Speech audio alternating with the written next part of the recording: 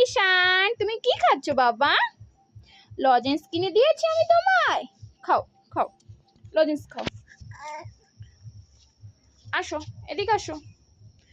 হ্যাঁ, মা তোমায় অনেক ভালোবাসে, মা তোমায় আদর করে দেয়, মা তোমার লজেন্স কিনে দেয়।